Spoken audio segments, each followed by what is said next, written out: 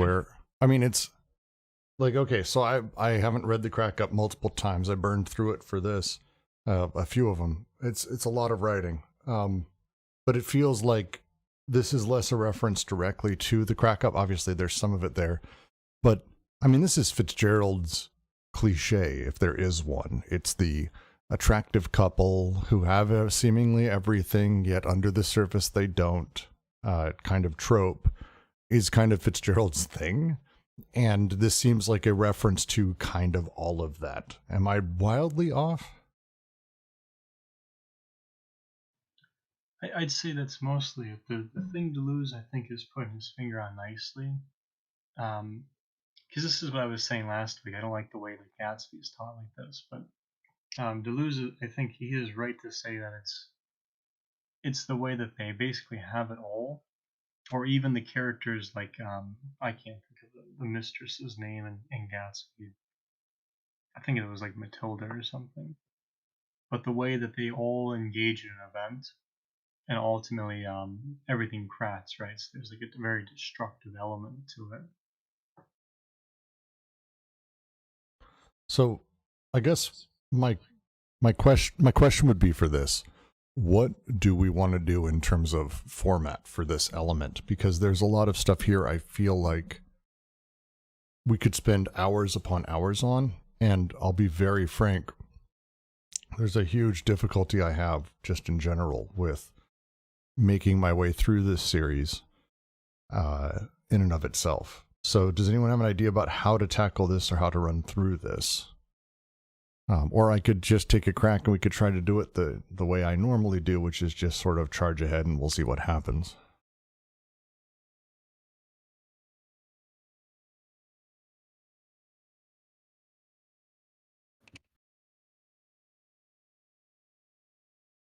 Anyone that's open. We won't have Derek sadly wrote me he won't be able to join. He's got family commitments because really we all should have better things to do than this. Some of us don't, and that's fine. I don't judge me. I don't judge myself at all. But all right, well, let's find out what happens then as we go through this. I'm going to be asking a lot of questions because there is so much in this. But I'll kick off. Hello, and thank all of you for joining us today at the Deleuze and Guattari Quarantine Collective's ongoing reading of Logic of Sense.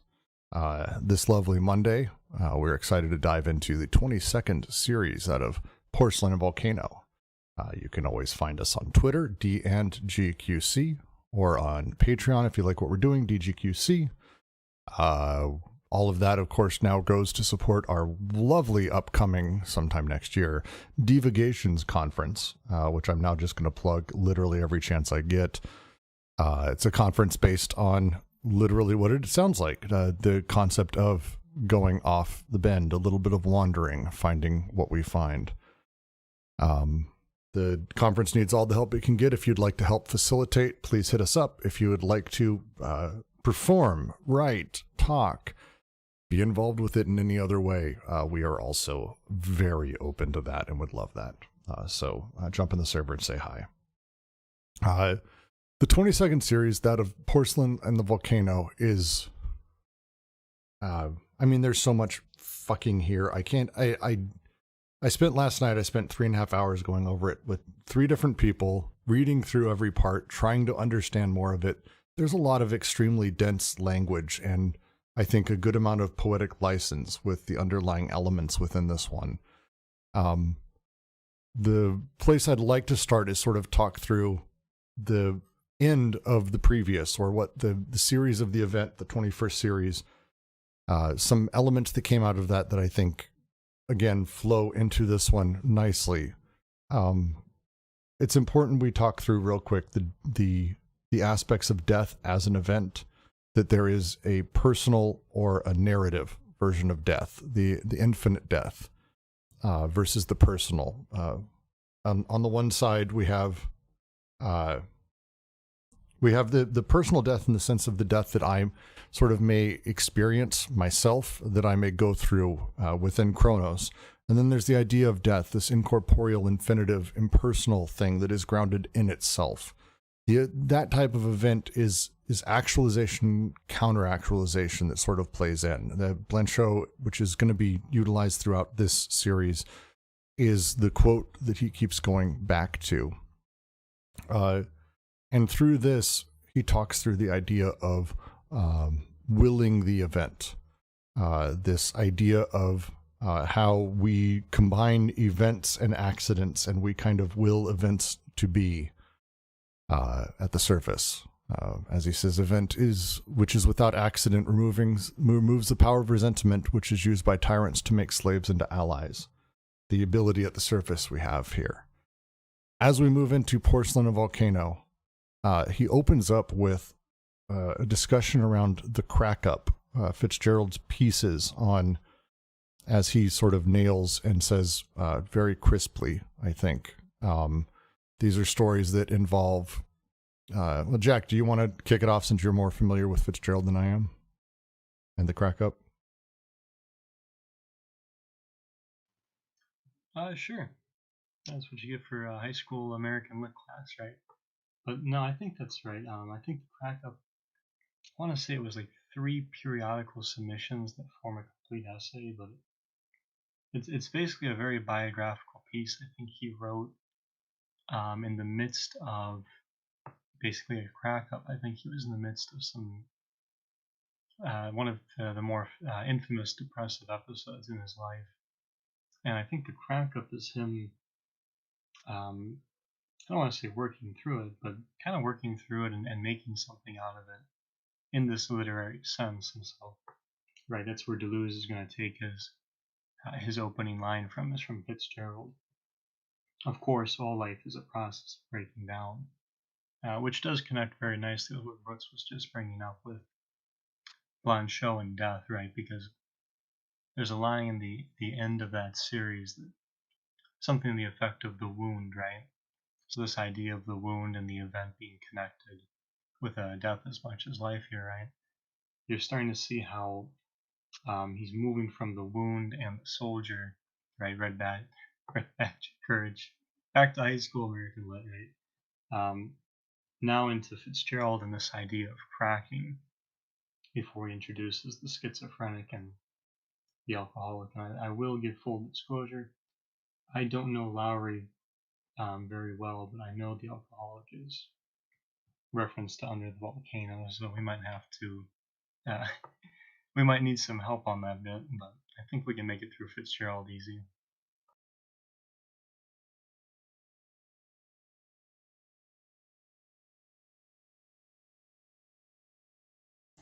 So the opening here in this first paragraph, there's a couple lines I want to spend some time on before we move on to Malcolm Lowry and the other writings here. He has a line, he says, "There's a terrible tete-a-tete of the schizophrenic and the alcoholic, unless death takes them both. Is this the notorious self-destruction? What has happened exactly? They have not tried anything special beyond their power, and yet they wake up as if from a battle, which has been too much for them. Their bodies broken, muscles strained, souls dead. A feeling that I was standing at twilight on a deserted range with an empty rifle in my hands as targets down. No problem set, simply a silence with only the sound of my own breathing. My self-immolation was something sodden dark." This line he uses at the beginning of that, this terrible tete-a-tete of the schizophrenic and the alcoholic, the head-to-head of the two sides. We'll get into the alcoholic. We've discussed the schizophrenic already in this book and his utilization of it here. The examples of the alcoholic and the schizophrenic, Jack, inside of the crack up, do you have any expansion on that, or should I just pull up the text? It's always worth pulling up the text. I know Fitzgerald, this comes up a lot in Gatsby, right? The alcoholism of the 20s. Although it's very curious, right? Because one of the lines that always stuck out to me in Gatsby is Gatsby throws huge, I think it was bootlegging is what they called it, bootlegging parties, right? Illegal alcohol. And he never drinks at them, right? Always kept a clear head. He's the one guy who's sober in the room, which is really curious. But Yeah, to focus on the passage you're looking at. So one of the things that sticks out to me particularly there is Deleuze asked the question, is this the notorious self-destruction, right?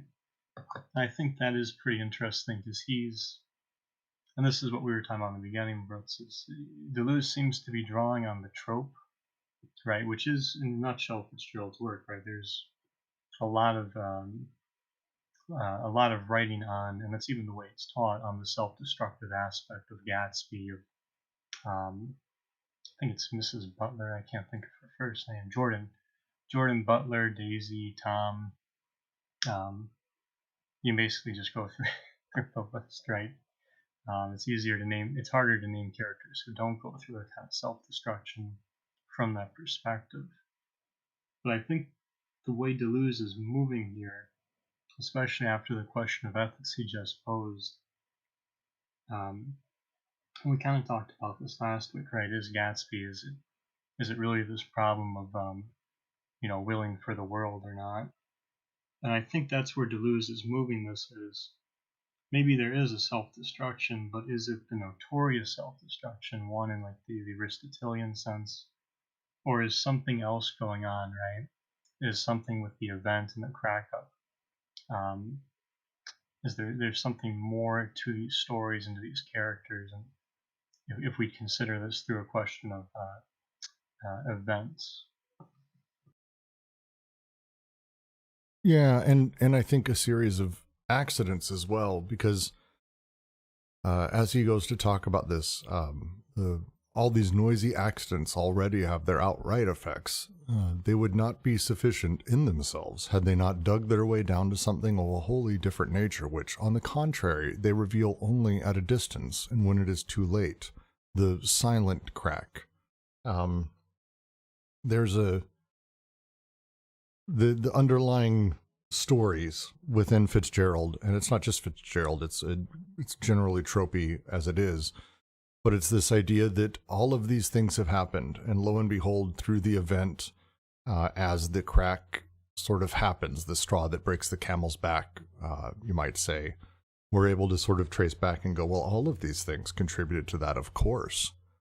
And it's that of course that he mentions earlier that I think it feels like a lot of this is also pointing down almost an inevitability in retrospect. The opening idea, Great Gatsby, you finish Great Gatsby, and at the end of it, you take a look through everything, and a lot of people who read it go, well, of course, there was all this stuff happening. There's the war, there's the depression, the economic depression, the blah, blah, blah, all these things. Of course, these things contributed to all of this. And I think that of course is what a lot of this is pointing out to him, where he's trying to point out the cracks that sit there, that sort of wait at the surface, a unique surface event. It is as if it were suspended or hovering over itself, flying over its own field. The real difference is not between the inside and the outside, for the crack is neither internal nor external, but is rather at the frontier, imperceptible, incorporeal, and ideational. This element here he's talking about feels as though he's referring to that, of course, this retrospective event that we sort of create after the fact.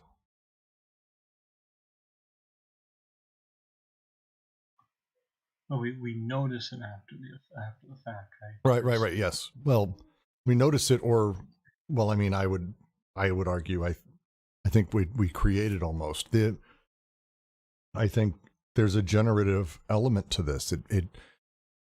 The cracks and all of these things are in existence, we can say, but he's very clear to talk about them as if they're invisible, silent, imperceptible, and they're imperceptible during their creation, but at some point the crack grows, the explosion happens, the shattering, whatever it may be, and then suddenly that bursting at the end kind of points backwards to it. The line he has in here, what this means is that the entire play of the crack has become incarnated in the depth of the body. At the same time, the labor of the inside and outside has widened the edges. There's a an actualization of the crack in the body at that point. It feels like that's what he's pointing towards, the actualization of the event as a surface effect afterwards in sort of looking back. Maybe I'm overthinking it. No, I think that's spot on. It's simply right that you don't notice your wound until you've been cut, right? And sometimes you don't notice you've been cut until it really hurts. Yeah. But I think that's it, because if I think about this in a literary sense, and we've been having conversations on the server lately about Myers-Briggs and that. High school psychology. There you go. Get your GED with the DGQC. But more directly, right? So there's a question of like personality or character here, right? Especially coming off the heels of Stoic ethics, which Deleuze is now taking in relation to Nietzsche and like expressionism, right? So Spinoza and Leibniz, the way that sense is bound up into ethics, right? We're supposed to, if we go back to the I always forget her name, the Duchess from Alice in Wonderland, right? Take care of sense and it'll take care of you, right? Take care of expression and expression will take care of you. Now we're meeting the crack in sense, right? Crack in the frontier.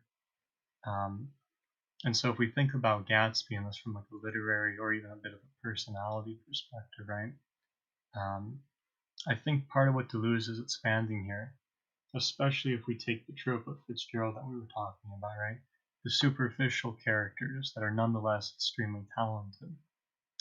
Just to look at two of those characteristics, right? On one hand, you've got a question of production, right? How do you get that kind of character?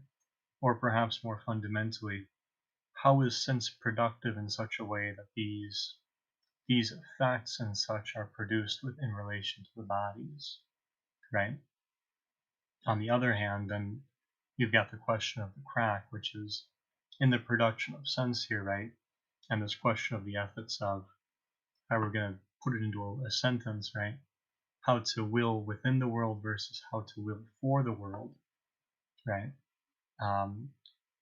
I would say that's kind of where he's leaning here too, is how does one, if you want to take it ethically, how does one will within a world where on the one hand you've got to take care of sense for it to take care of you, but on the other hand, there's all these crackings affecting you, right?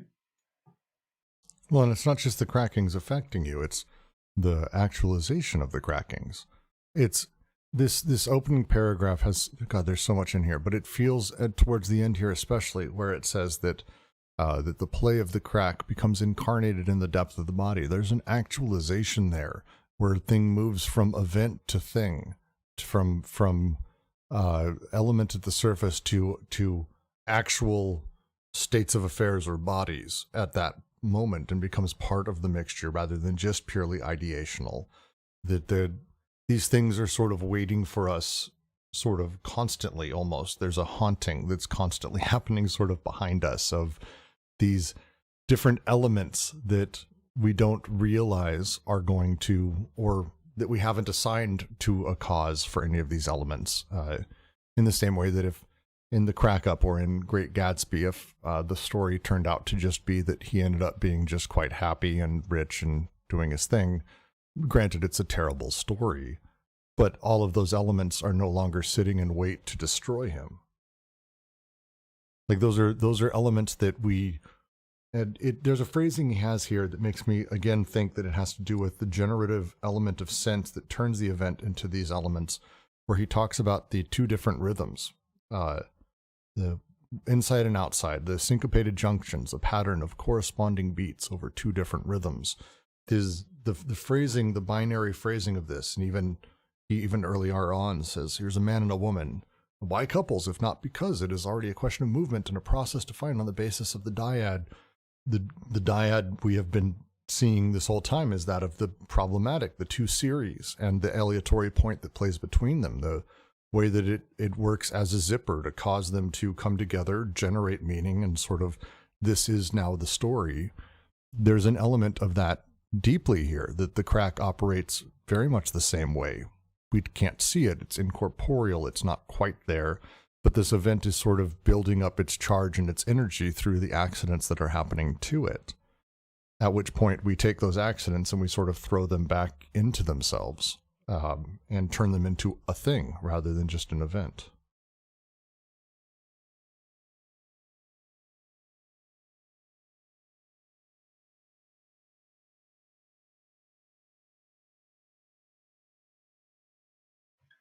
Yeah, and that would move it into and that's the ethical question, right? And the level of the operator, yeah.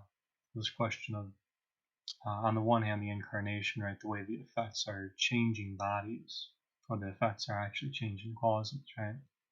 And then on the other hand, the way that as an operator, right, there's kind of this interstice between cause and effect, that one, in an ethical sense, finds themselves faced with, right?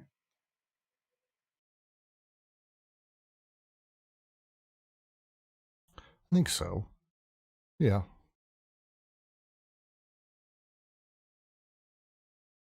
Well, there's an element here. So he moves on in the next paragraph to this line: "By God, if I ever cracked, I'd try to make the world crack with me. Listen, the world only exists through your apprehension of it. And so it's much better to say that it's not you that's cracked, it's the Grand Canyon." This consolation, this the world cracked, I'm making it happen through me, or I'm through projection, he calls distinctly American. And I mean, if you go through Deleuze's other writings on American literature, he very much loved American literature. Like I don't think that's shitting on American literature. The first time I read through it was, and then I started, look, he genuinely loves American literature. Walt Whitman, as we know, he's talked about through here, but it's a lot of the stuff he's talking about is this sort of hyper projection volcano. This is where the volcano comes from. This element doesn't wash for those who know that the crack is no more internal than external, and that its projection to the outside marks no less the end's approach than does the purest introjection. Even if it becomes the crack of the Grand Canyon or the rock of Sierra Madre, even if the cosmic images of ravine, mountain, and volcano replace the intimate and familiar porcelain, has anything changed? How can we help but experience an unbearable pity for stones, a petrifying identification? This doesn't feel like it's actually shitting on or intended to be insulting. To me, it doesn't. It feels like it's pointing at some other thing he's trying to say here that, I don't know. Maybe I'm rambling.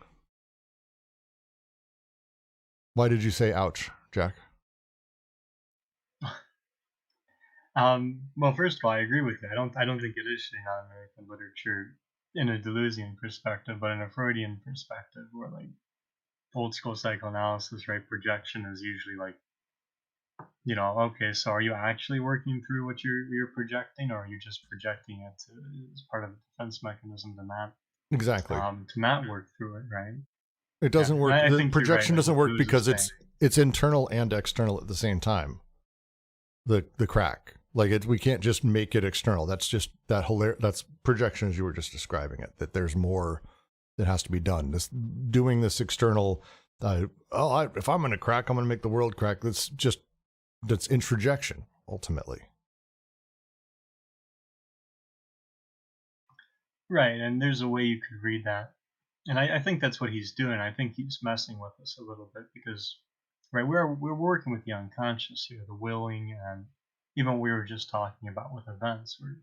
We're talking about the unconscious no longer at a 100% individual level,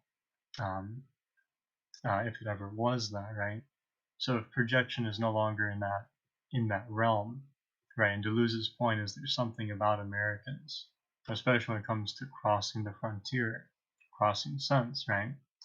Um, that projection is bound up in this way, where, like you're saying, it's bound up in part of crossing the frontier.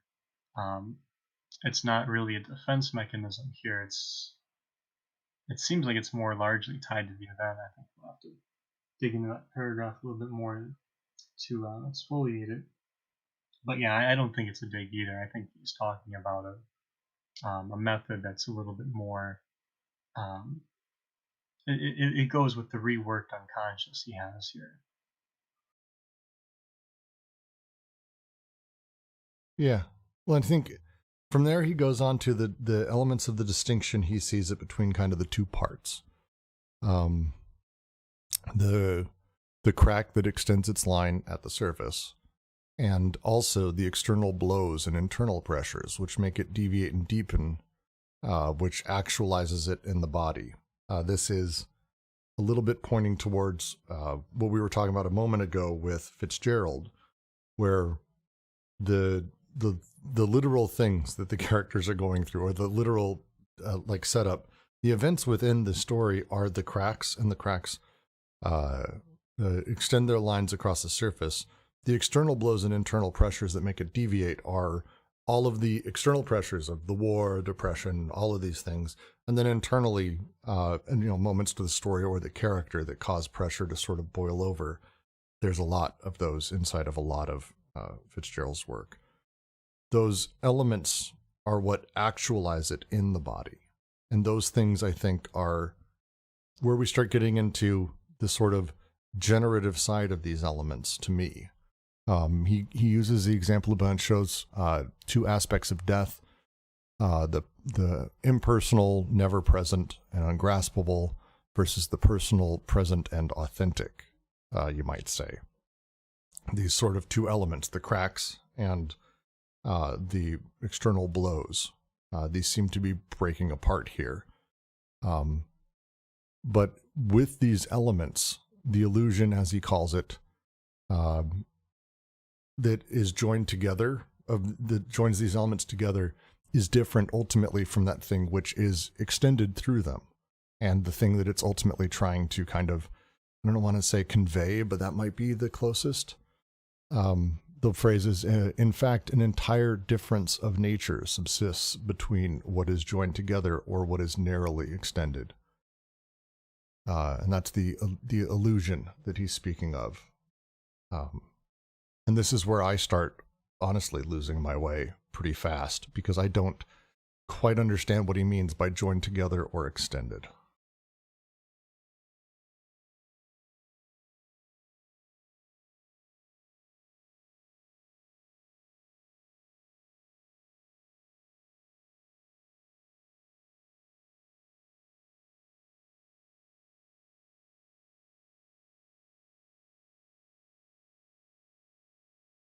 I can ramble for a moment. It's a tough set, because he talks through death, Blanchot's death, and he says we can mention various ways in which the association of the two may be brought about: suicide or madness, the use of drugs or alcohol.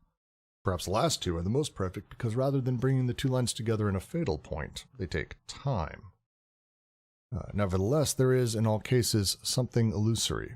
When Blanchot thinks of suicide as the wish to bring about the coincidence of the two faces of death, of prolonging impersonal death by means of the most personal act, he clearly shows the inevitability of this coupling, or of this attempt at coupling, but he tries to define the illusion. How is suicide an illusion there? Real question, actually asking. Does anyone have thoughts? Please, I don't have the slightest clue.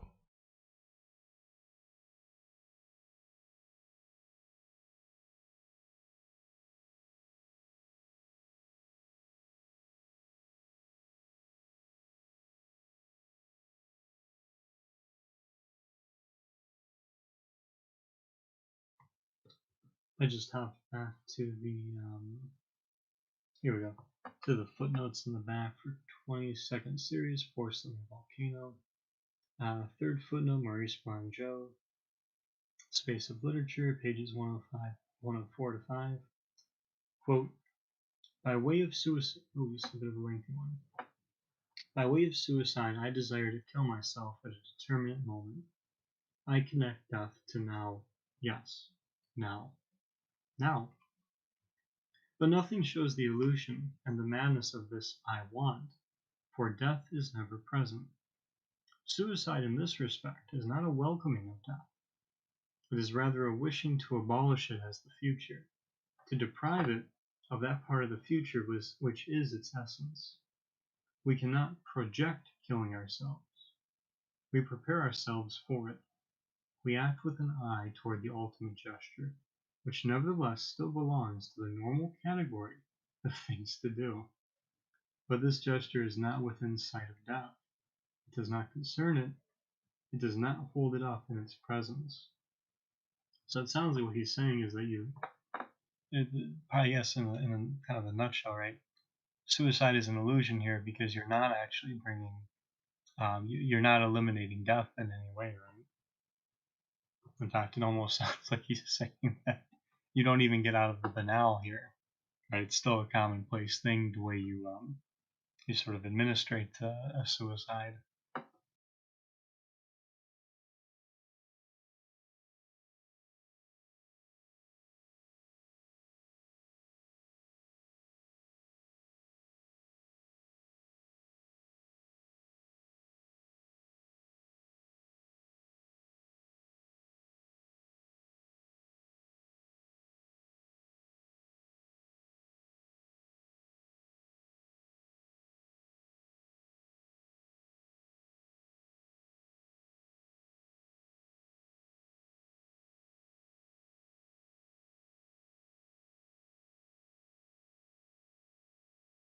So it's an attempt to.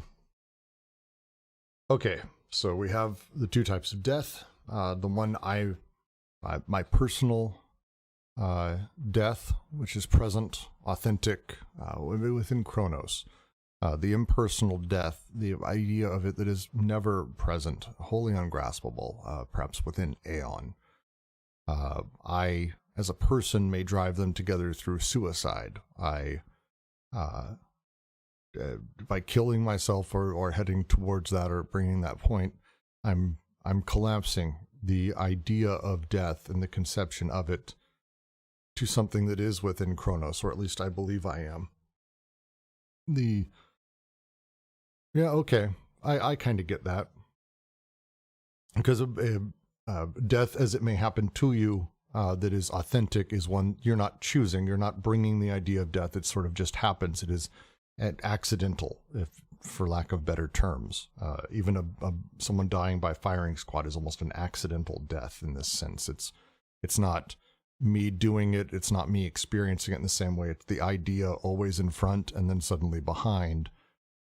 But by trying to bring it in and commit suicide, I'm actually bringing death into my personal present and authentic moment, the idea of it. This doesn't feel like an illusion, though. Is it an illusion? An illusion is placing something where there is nothing. That's an illusion. I don't know if this is an illusion in the way I understand it. It's like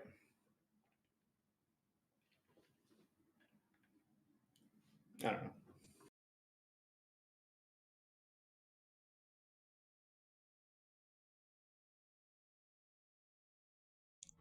Well,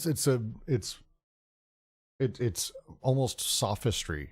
I mean, it's playing around with this abstract concept of death, but it's almost no longer even that concept of death when I'm killing myself. It's now only the personal. It's no longer playing with that idea. It might be that it feels maybe intuitively that he's pointing towards that direction, that the difference of nature subsists between what is joined together and what is narrowly extended. The extended part, I think, is the interesting sort of question here, because the surface crack at that point ultimately becomes extended in suicide. My personal death would be extended forever. Like, there's a totality to that. My personal death becomes part of Aeon, the forever in front, forever behind, also the other direction. But in doing so, I start fucking with the bodies, like, almost entirely. I think I don't want to get into the next paragraph yet, But if maybe he's heading towards that. You know, if we compare suicide to amor fati, you know, amor fati is not an illusion, right? It's a kind of attitude that you Yes. accept the death. But if you commit suicide, it's different from amor fati, isn't it? It is very much. I think it depends on the context. Oh, I don't fair. think we can. I don't think we can lay such generalizations to suicide. But I can imagine the context in which, like, I don't know, for one reason or another, you're so um, perturbed by the possibility of death that in some strange roundabout way you commit suicide in order to assuage the anxiety of it. I think a situation like that applies to what is being spoken about here, as opposed to like, some sort of heroic gesture or something. Well, if you commit suicide for some ideology, right, which would be like, you know, Suicide bomber or something like that. yeah, then it's an illusion. But you know, Deleuze himself committed suicide, right? Yes, he did. Also was a raging alcoholic. So, apparently. So there's a lot of fun to be had inside of this section. It's an interesting discussion to be had. I think like Deleuze's case is interesting, but it's not the only one. When somebody's like dying, like at what point is like, like the right to die and like determining when you die, like no longer suicide, but just like choosing not to go in the most horrific way possible. Like I think there's an interesting discussion around that point. Well, I even think that would be a good example. So that would be, I think, a great example of what he's talking about here too, because then we're having a debate about two different things.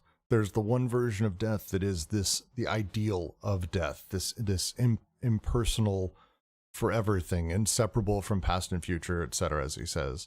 And then other is the sort of authentic experiencing of death, that personal death actualized in a harsh present, that is about sort of you are risking yourself mortally versus the conception of it that is infinite. Weird, like that makes that debate actually itself sort of interesting as a concept. Which are we discussing? Are we discussing someone's ability to kill themselves? Well, can we? Because ultimately that's not our personal death. We're talking about the idea of death. No matter what, we're always talking about the idea of it. My own personal death that is actualized in a harsh present, we can't ever discuss, nor can we ever discuss someone else's, because it's impersonal to us, sort of by nature. This coupling and this attempt to sort of place them together, that may be the illusion, where we feel we can have that discussion, even on its face. Maybe we can't. The difference of nature subsists between what is joined together and what is narrowly extended. The nature of the idea of death, or my own personal, and extending the cracks forward, and this problem that he then goes into, the problems of the abstract thinker, that is this. We sit there and we talk about the right to die. We're talking abstractly. We're talking about the ideas. We're talking about the impersonal, but it is like the actualized version of that is the deeply personal death that is sort of pretty horrific, but very specific. And so, like, not to go right into the next paragraph that's like 3 straight pages, but that feels like what he's pointing at is that illusion that we can't talk about both of them at once. The association's close, but we have two elements that differ in nature. The crack and the external blows or internal pressures, the idea versus the actual.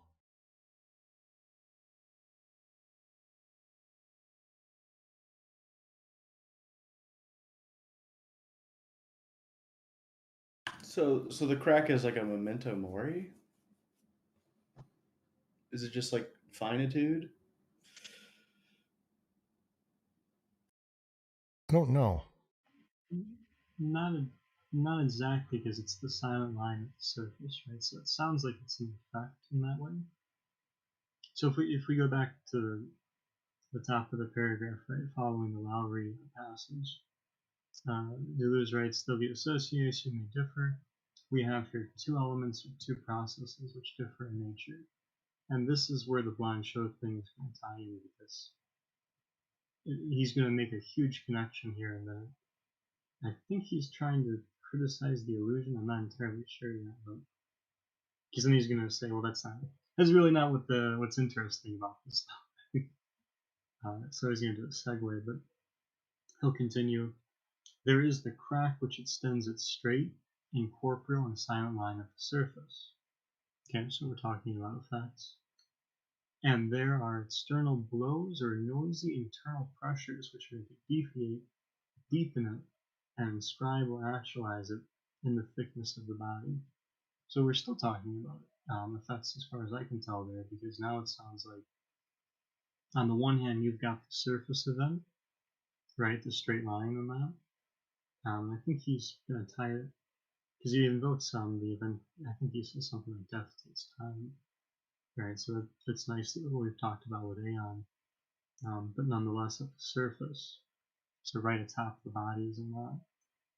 But that's not the crack at the surface isn't what causes the crack to deepen or do some of these more actualizing motions, right? It's the external blows, noisy pressures, and that, right? So this sounds like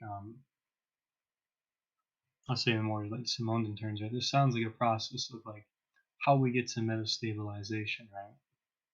So you've got all this stuff happening that's going to affect the crack at the surface of the bodies, and that's how he's going to tie it to blind show, because it sounds like he's going to say, right? So there's two aspects of death, right? Death as event, inseparable from past and future, into which it is divided, never present and impersonal death, the so-called ungraspable, that which I cannot grasp, for it is not bound to me by any sort of relation, which never comes, and toward which I do not go, right? So in the first place, you've got once again, the Aeon bit in that, death as event there. But then he's going to go on to say, and then personal death, which is interesting, because now at the personal level, he's going to focus on the way that the pressures in that are going to start to mark the bodies, if you will, right? Actualize the bodies. So he goes on to write, and then personal death, which occurs and is actualized the most harsh present, whose, quote, extreme horizon is the freedom to die and to be able to risk oneself mortally. Right, so with the pressures and that, there comes this freedom of risk in that, which I think is what the right to die question is kind of, that you guys are bringing up, is kind of gesturing toward, right? This freedom of death in a sense, which takes it to the personal, but then on the other hand, you've got the impersonal.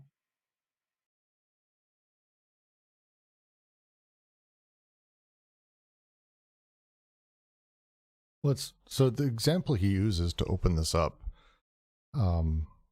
the stone being cleft in two. You cut off, Brooks. Oh, sorry. The sort of underlying. Is it working now? Mm-hmm. All right. So Malcolm Lowry's Under the Volcano, which is where this is taken from. The scene he's talking about here, where Yvonne finds this rock that has been split in two, and begins to immediately sort of have an instantaneous reaction of wanting to put it back together. So there's lots of rocks that have been destroyed by sort of this volcano and the fire that split the rock apart. And the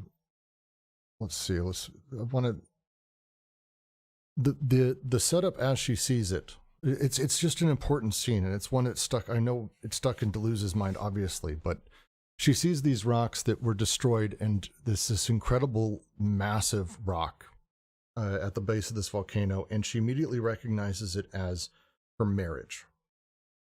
This is because she's going through a bad time, and she's splitting up with her husband, supposedly, and this sort of back and forth that's happening there. She recognizes this rock as being emblematic of this marriage. And by trying to put it together, no matter how much she begged or fought or whatever it may be, the rock turns to her, and it's the line that says here, that's all very well, but it happens to be your fault. As for myself, I propose to disintegrate as I please. The rock being quite happy to sort of fall apart as it does. She was one of the causes. This idea, again, going back to the thing he calls very American, the projection, the introspection, the introjection of these cracks that are happening outside of me. If I'm happening to these cracks are taking place in the world around me. I'm having impact on the world, whatever it may be.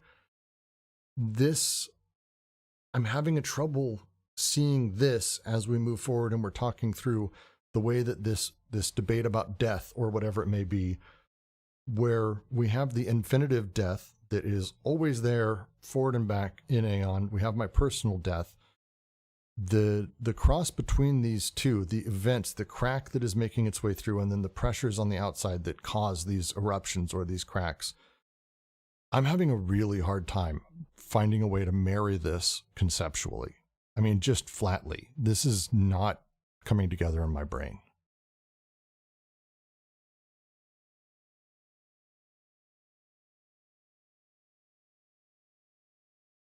I mean, this is... I mean, you got the projection, but... Right. I know I've got the parts of it. I mean, you got... So, right, on one level, so take it to literary theory, right? Is the rock a symbol for the marriage? Is it the marriage itself? Is it just a rock, right? These are some questions you can ask in literary theory. Or in like the Freudian sense, right? How is the projection happening here? It looks kind of like what Deleuze is getting at here is, right, with this projection, like you're saying, there's this American thing about trying to fit something on the frontier that is itself cracking, right? And cracking as it pleases. So whether it is the marriage, the rock, the canyon, right? This is that, of course, once again, that not only is the cracking is natural, but the cracking is sort of a given here. You've got this kind of breaking down, but in probably the more psychoanalytic sense as opposed to like just disintegration. Although you do have that imagery coming into play, right? So I think if you take that right, there is something impersonal and personal going on here with Yvonne and the rock speaking to her, right?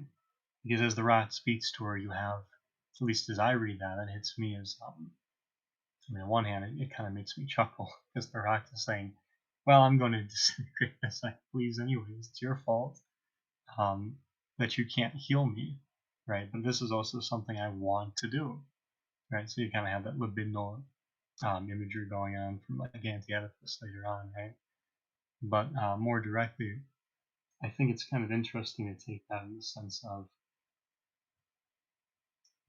so if we work on it there, right, with the rock saying this, and even the attempt at healing him, the way the way that that's going to actualize here is actually with a failure, right, a deepening of the cracks.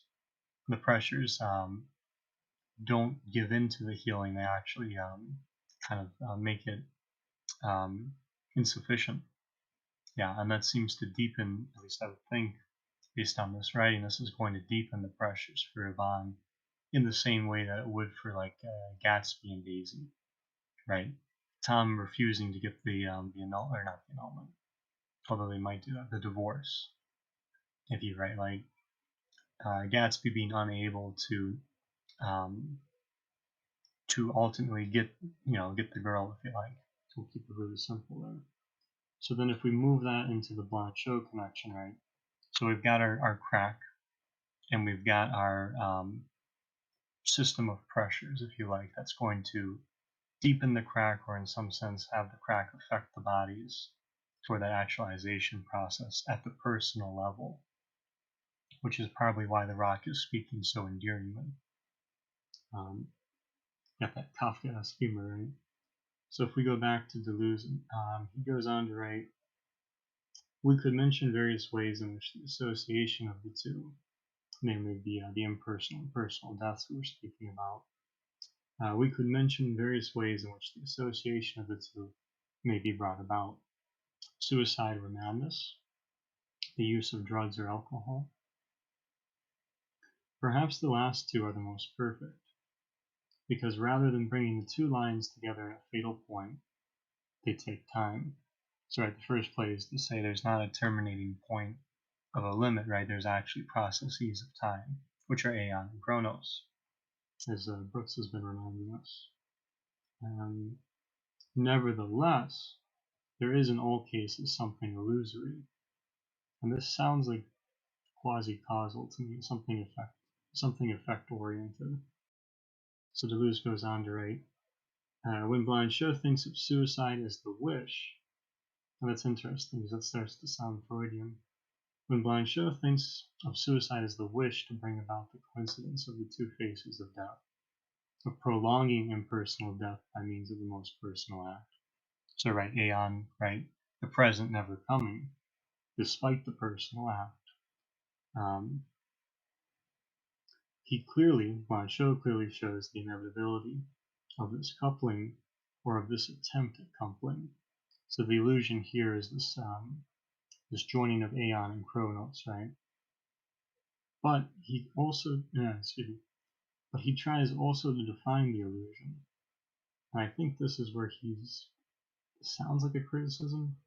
In fact, an entire difference of nature subsists between what is joined together or what is narrowly extended. So I think he's trying to say there might be an issue of conflation here between the two times and the personal and impersonal, like the frontier, right?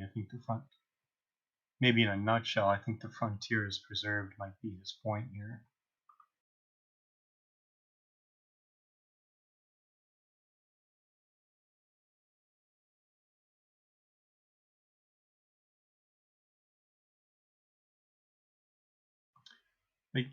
But see, that's the thing. Gatsby can't just repeat the past because everything's changed. He's not the soldier anymore, and Daisy's not a single woman, right? He can never go back to that, and I think he knows that.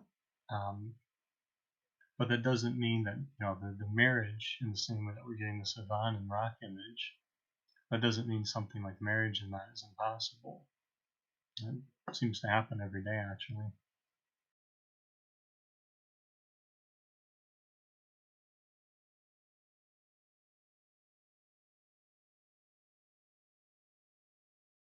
So is it simply along the lines of placing representational meaning on top of events and on top of bodies, and that the break that he's talking about, it's not so much the crack along the surface is kind of consistent and always there and unseeable, but that the break is when we cleft into the bodies, we carve into them, we dive in, and this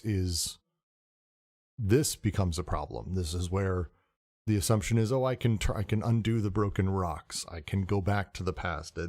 I'm no longer playing with sort of the understanding of my role inside of the place, but now I'm identifying deeply with the concept of death, not the understanding of my own.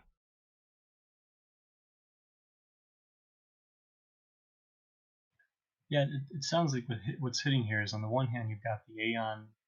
So you've got the aeon of the crack, right? And then you've got the metastable system, which is going to affect how the crack actualizes. And then you're going to get, I think, a little bit more chronos, because you're going to start to get into the present. Or it's going to start to seem like you're getting into the present. And so with that, right, you've got the event and you've got the things causing the event to actualize. And I think this is all at the effect level. I don't think this hits the bodies until it actualizes, because then you're going to have the wound, you're going to have the changing of mixtures, you're going to have the changing of fate, if you like. And so, in this sense, right, the question becomes, what is the relationship here with, well, basically death, but more and more directly, how do you have this conjoining? And it looks like here it's I suppose in a sense it's, I mean, on the one hand, it's suicide or madness, and he's already gone to schizophrenic, or it's the use of drugs or alcohol, right? And he's going to say the latter are the more effective or more perfect, rather, because with alcohol and drugs it's not instantaneous. Because usually we think of madness like nature, right? There's just an on and off switch. Sometimes we think of suicide that way. But here it looks like with alcoholism and drug use, right? So like I think of Lou Reed's or Velvet Underground's heroin here. There's a lot of time that has to take place, right? Or more directly, you have a present never coming. You always have the past and the future hitting. Or as he comes to say, you have one wrapped in the other, playing sort of at a distance with them. We'll get to that because that's kind of coming up next. I want to make sure we still stay in some semblance of order because this next part, I mean, I'm hoping we'll end up. I may have more questions as we get going, but this next paragraph opens with a problem. For whom does this difference in nature subsist if not for the abstract thinker? How could this thinker, with respect to this problem, not be ridiculous? The two processes differ in nature, so be it, but what can be done so that one process does not naturally and necessarily prolong the other? How could the silent trace of the incorporeal crack at the surface fail to deepen in the thickness of a noisy body? How could the surface gash fail to become a deep speltung, a break in your personality, I believe? Ken? That's Freudian Who do you shit. like? Spaltung? It's a Freudian. Yeah. So there's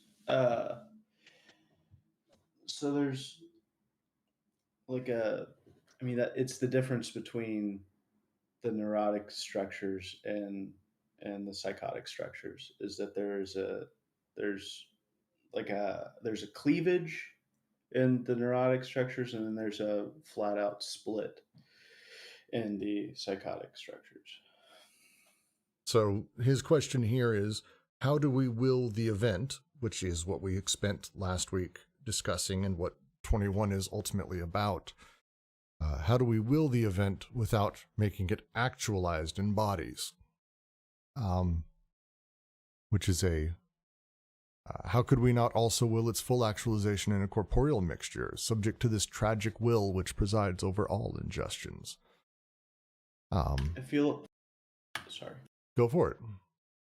Well, I feel like to say that one can in a way of control will an event is a contradiction in terms. And also I think conflating the will with some sort of,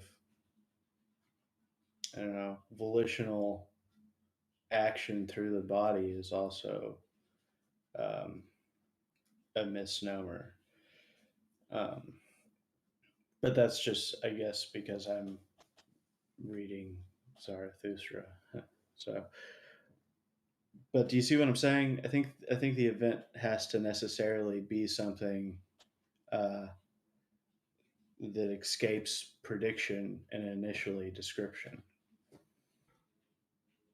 and that's what gives it its crack-like quality.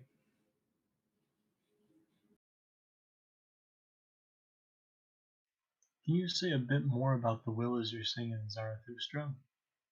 Yeah, and Brooks said something. It brought up the past a second ago. I mean, and Jen Claire is asking if it's cumulative. Um, I can't remember in which part, but he says, he says the will cannot will backwards, and that's the will's greatest weakness or misfortune or something like that. But you can retroactively change the past. And he says, like, I want to turn all it was into thus I willed it. Um, and he's talking about like humpbacks carrying the past around with them, or hunchbacks. Yeah. And he calls in Nietzschean fashion, he calls people who are burdened by their past cripples, essentially. And so he suggests to change it was to thus I willed it for these cripples, which is an unfortunate use of the word, of course. Um, but and then in Despisers of the Body, he says he's trying to mark a difference between what he calls the self with an S and the ego, and he's suggesting that and ego is just a poor term, right? That a person's uh, seemingly conscious volitional identity, which he thinks is just an illusion created by language. Um, he thinks that it's subjected to all these things. It's subjected to sadness. It's subjected to happiness. It's not like you can try to will the will in like some sort of Schopenhauerian sense, but it's always going to be like if you do it, it was lucky, and it's provisional. It's entirely provisional if you can will the will, um, and most often, especially if it's this I, like pure I, event, it's just happening to you. I don't think you're necessarily disagreeing with the idea that, at least how I understand what Deleuze is talking about when he talks about willing the event. The big deal essentially up to this point, as I've been reading it, is that we need to not necessarily think of will in terms of like human will as us making choices of what happens, or like, divining an event into action or whatever it may be, but more that bodies are moving around and that we make sense of them, and that is the willing of the event, that the choices we make around like the incorporeal, the making sense of, is what he's discussing here, that willing the event is the generation of meaning within a series of seemingly causal bodies moving against each other.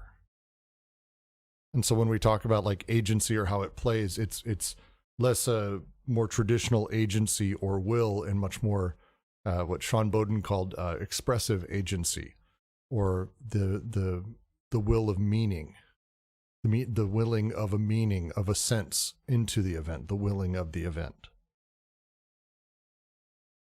Yeah, that's clarifying. Thank you, Brooks. Because if it's like, I'm not to oversimplify, like this is just how I've been understanding it so far. The bodies, like, we like to pretend we understand cause and effect. We do this because it helps us be able to do stuff.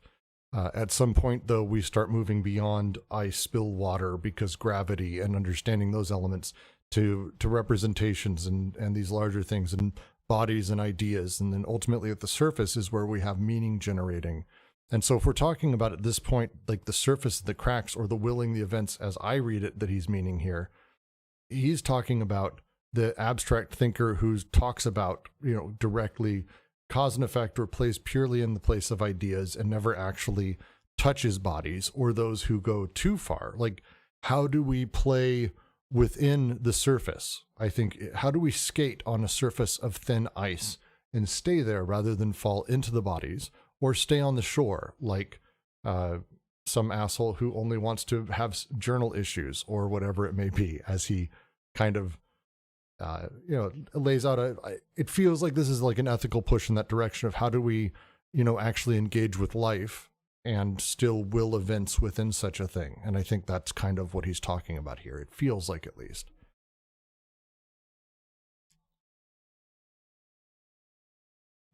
So the line I used last week from Wei Wu Wei,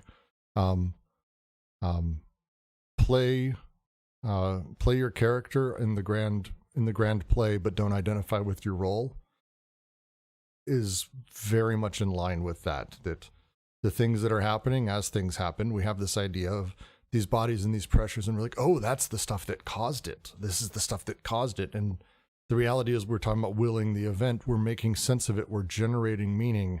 We do so after the things have happened. And it's this invisible crack that he's talking about here. This is how I understand how we've been getting to this point, to be very specific. Sorry.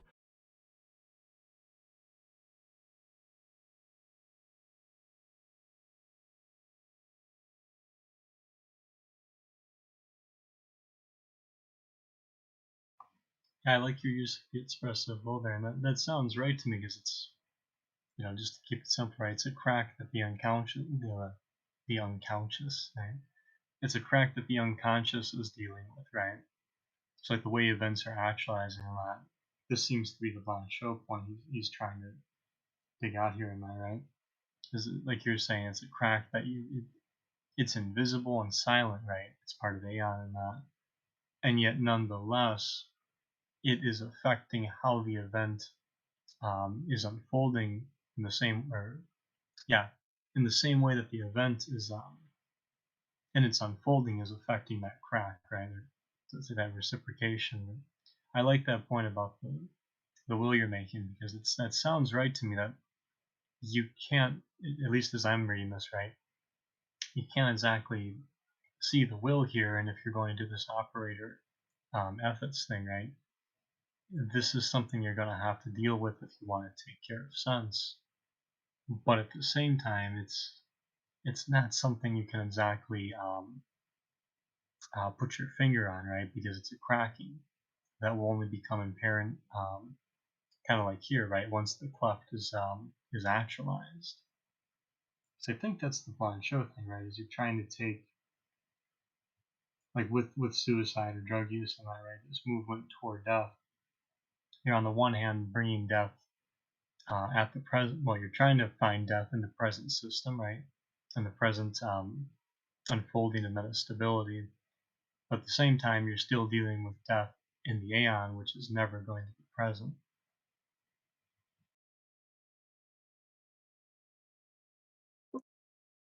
So, does the crack have anything to do with the death drive?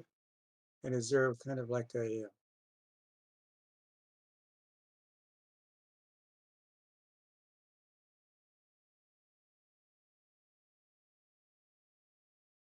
I think Ken's ears just perked up. I'm hoping so, because I can't answer that one. Yeah, I've been refraining, but yeah, I mean, Zupancic says the crack is what it's all about. Even jouissance is secondary. So what repeats in so first of all, like all drives are death drives, because the crack, you might as well call the crack Thanatos. The crack is the internal difference of Eros. So yeah, I guess hopefully that's simple enough. And it pulsates, and it's what causes Eros to repeat. Um, the crack is what all drives circulate around. Is this pulsation of this cracker, this internal difference, um, and the enjoyment is secondary. Um, the so like heroin or something like that, right?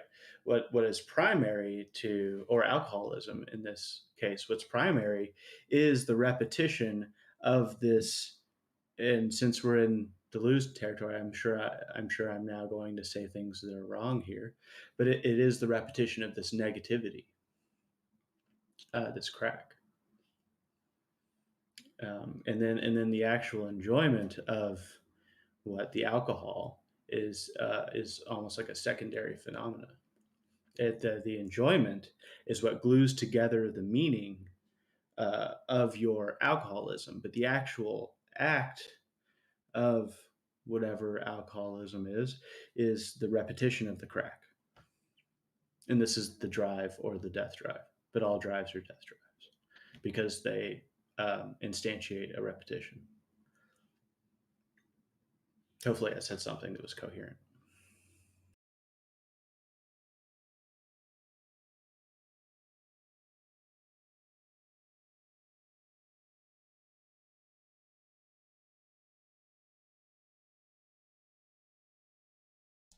But here we're talking about, ultimately we're talking about events always being something that is not now. Right? Actions and things a person does are events, and they are also outside of Chronos. It's will and decisions and choices are sort of done for us. And there's a level where some level of it's absolutely the habitual, as we might talk, but the crack we're talking about, like, I'm hesitant to say it's directly in line with that because it is something that is not only incorporeal, but generally speaking, as he refers to it a lot here, invisible. That the crack in the surface is not a thing that we're able to apperceive. And so as such, what would be the push, or how would the death drive interact with such a thing? Yeah, it's difference as such, or it's non-being. They're the same. I'm getting to the point where I'm just going to say they're the same thing. And so you can just call it difference in itself if you want. And that's why it can't be represented. A serious event appears as being without cause, right? If you want to call it like some sort of black swan event or something that's just, or maybe you can call it traumatic. But either way, it's hard to really attribute a cause. And of course you can, but that's this will to meaning thing you're talking about, where it's sort of Oh, I think he's referring not just to, arbitrary to a certain extent. he's Sorry. not only referring to trauma, he's using them as examples, but he's referring to anything. I ate breakfast this morning. It's an event. Yeah. Wait, what? Everything's an event. Anything that's not bodies is events. Yeah, but some events are easier to attribute cause to than others. I guess No, but that's what going he's away. But he's never at any point said that there's any actual causation. Yeah, I'm not either. I'm just saying some are easier to attribute cause to. Some are easier to pretend like we're attributing cause to them, and are easier for us to find ways to create a cause. Oh, I had breakfast because I was hungry. Sure. Yeah, it might just be because I've brought up psychoanalysis, but I don't think that we're in any sort of disagreement, Brooks. Oh, well, I mean, it feels like we might be, and that's why I'm just trying to make sure, because we're not talking about just a handful of traumatic events. We're talking about literally everything that is an event. Yeah, and I'm not just talking about traumatic events either. Okay. It was just me rifling off. Okay. Sorry. Maybe I misunderstood then. No, I mean, well, there was no cause, right? For misunderstanding.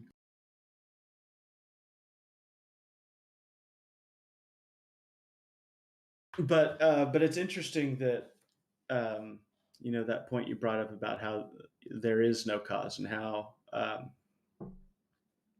I mean, I guess it depends on how you, because bodies, right? But what do you make of me drawing a spectrum? I mean, so that spectrum is the reason that I think we do kind of disagree. Okay. So the distinction is a fairly hardline ontological distinction here, that things are either bodies and causes, and the realm, and then events. Like there's those two. Like this is his sort of rebuilding of the Stoic conception of ontology, that you have bodies and causes, which are really just bodies and how they sort of slam into each other and stuff. But the interpretation, the generation of meaning of those is the nature of events. And there is nothing, like, if there is a binary Christmas to it, it's that there's not some things that are sort of events and also bodies. It's like, no, this is it. It's all this, it's all that. And bodies do stuff and we take it in, and as we understand it, we attach meaning because of the following blah, blah, blah, sentences, denotation, signification, the operation of the generation of sense. And that happens at the surface. And here is where meaning is generated. And that's our version of that. A doctor doesn't a doctor doesn't cut a woman with a scalpel. There's no such thing as Alice growing bigger. At any given moment, Alice is the size that she is. I'm only able to have the line, Alice grows bigger, because I'm able to conceptualize a series of causes and effects, but the effects and the events are the sentence and the meaning that I'm generating out of the way the bodies are organized through the way that they generate sense or nonsense, specifically in a lot of cases. But there's no gradient of it. There's no such thing as direct causes. That we are talking about an ontology of like pure things that slam together and generate sense. Mm-hmm.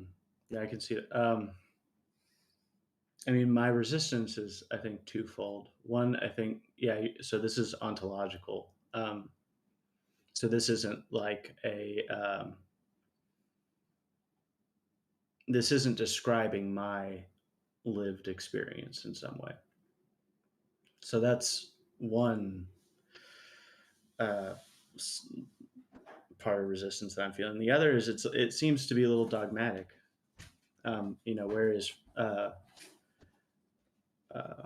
Where is some form of freedom here? Well, I would respond because I know we've had this very same discussion about desiring machines and partial objects, and I know you actually like that, or generally do, at least in some way, and that's this. Like, this is just a sort of early, rougher version of talking about partial objects that themselves have no cause and effect. We ascribe meaning to it via how they're placed on the BWO and how we arrange ourselves within that. I don't know why, but I get this creeping feeling of solipsism in a way. Yeah, but there's no subject in this either. I get that. That's what's confusing me. I don't know why I'm feeling that way.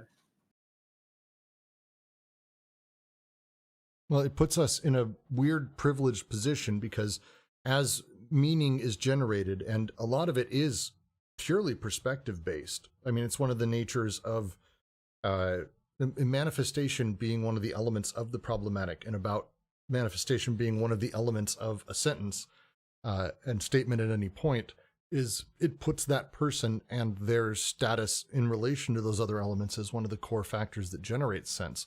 Conversely, our ability to see via signification, manifestation, and denotation those elements puts us in a separate perspective location. So there's a haunting element of that in there, but at no point is he talking about how, like, as a subject, he's talking about the generation of meaning sort of happens by nature in these elements.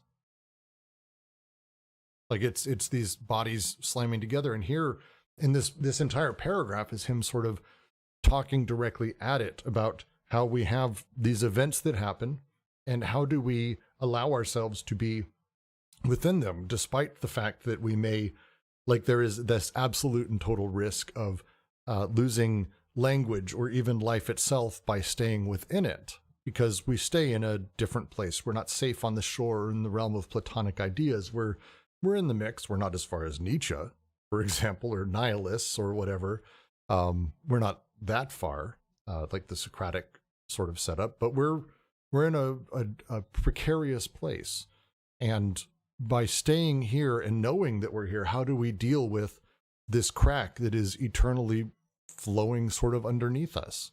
And that's, I think, a lot of his poetics in this. It's been troublesome for me because it feels as though he's talking about Fitzgerald's characters as if, they live in a place that they are on shaky ice, and underneath are all these bodies and pressures pushing up, causing the ice to break more pressures from above pushing in, external pressures, tons of stuff. And then at some point the ice cracks and I fall in. And that's what happens to Gatsby. He gets taken into the bodies, becomes a thing. All these elements sort of start falling apart. And we ascribe a causation to a lot of stuff that is behind that. And we generate our meaning towards this idea of, well, he shouldn't have been standing on the thin ice.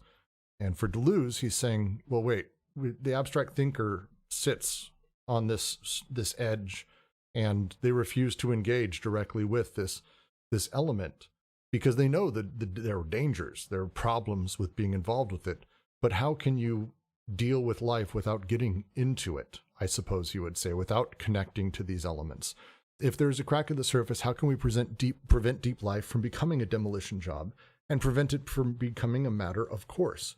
Is it possible to maintain the inherence of the incorporeal crack while taking care not to bring it into existence and not to incarnate in the depth of the body? More precisely, is it possible to limit ourselves to the counter-actualization of an event, to the actor or dancer's simple, flat representation, while taking care to prevent the full actualization which characterizes the victim or the true patient, the madness or the injury or the scar that comes with it? This play he's talking about here as he's moving is talking about how do we live actually at the event and put ourselves in that moment, which is where sense is generated. I mean, later on, I don't think it would be wild for me to say we're starting to see the early cracks of what it means to be a nomad, to live where meaning is generated, which, you know, there's a few other places in future books that he talks about a schizo being at these horizons of deterritorialization and all of that. Like we're talking about early parts of that, but this feels like that demand, but it's absolutely a sort of call towards getting away from this idea of willing cause or having this heavy agency where I have total control over stuff, instead that I almost exist as a subject after everything has already happened to me. There's no imminent, like, I'm experiencing it and fully knowledgeable of the thing I'm going through. That doesn't happen simultaneously. There's a latency, which is a word he uses a lot in all of his works. And as I kind of go forward, this meaning is generated around me.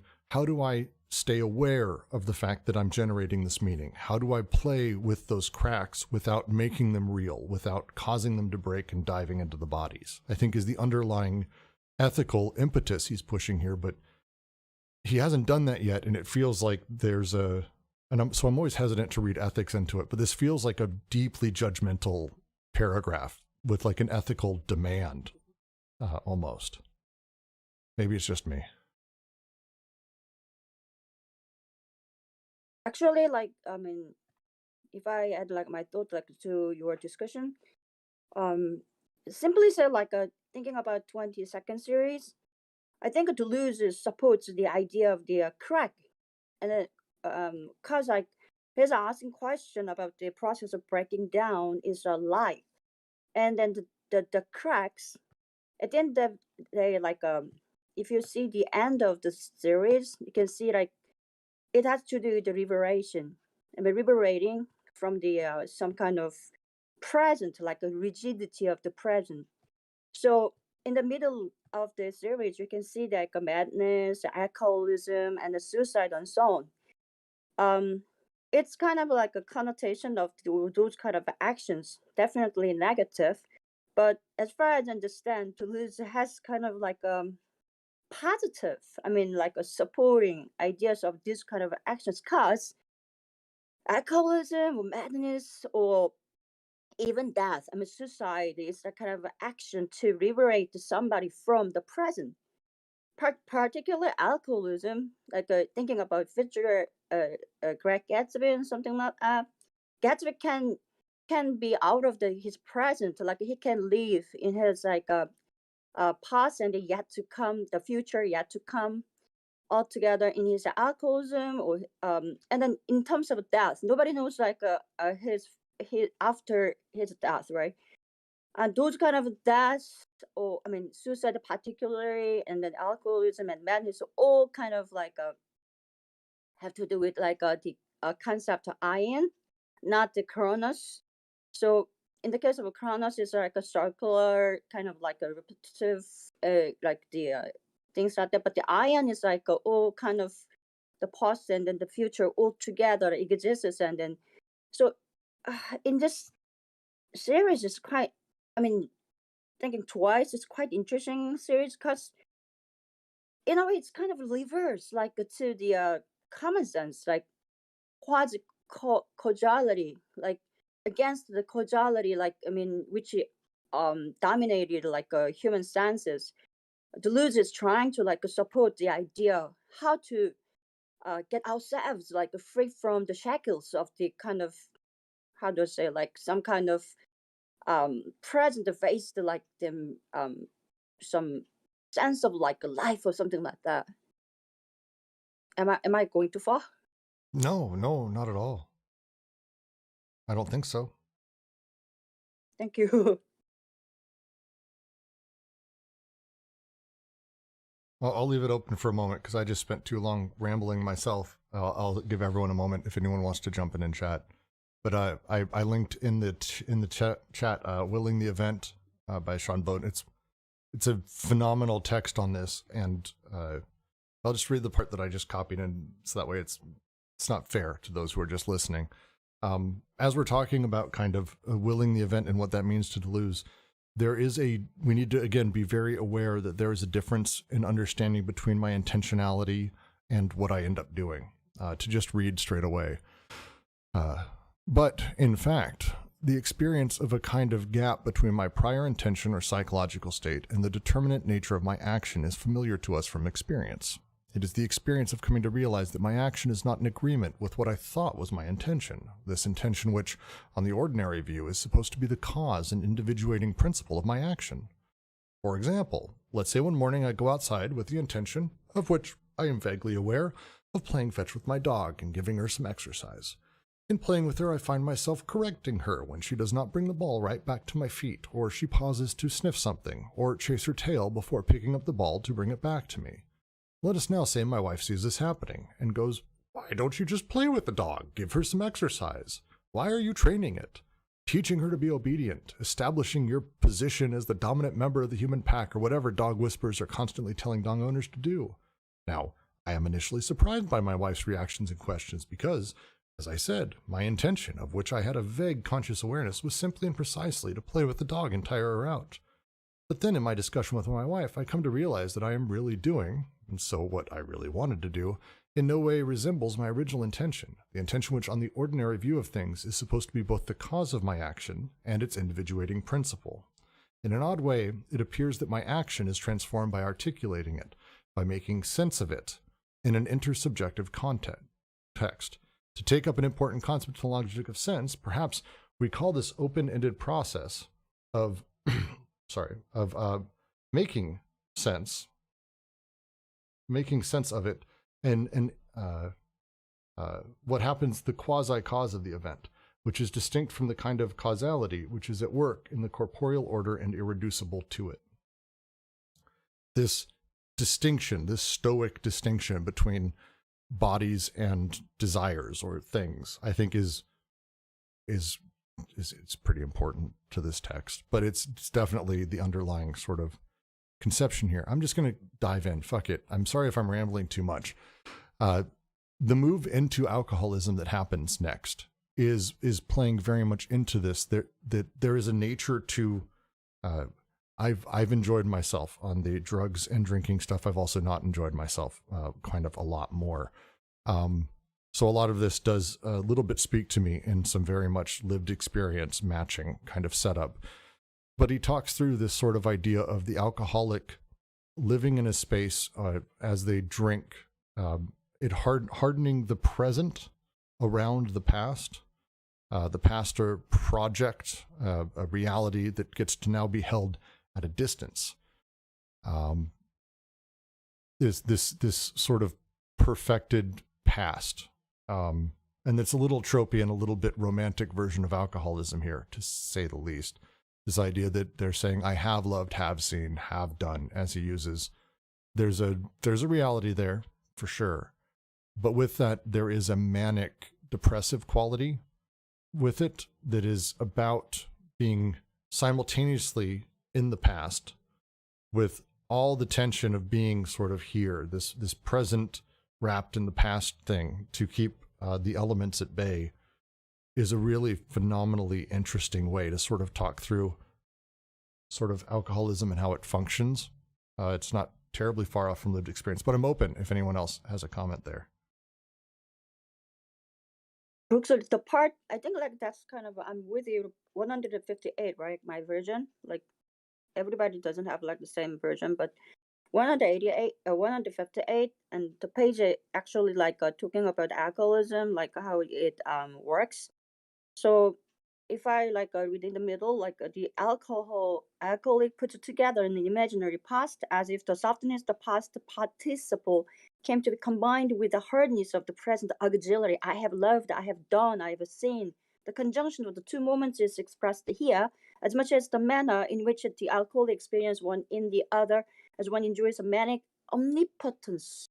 Here, the past perfect does not at all express this sense of completion. The present moment belongs to the verb to have, whereas all being is past in the other simultaneous moment, the moment of participation and of the identification with the participle.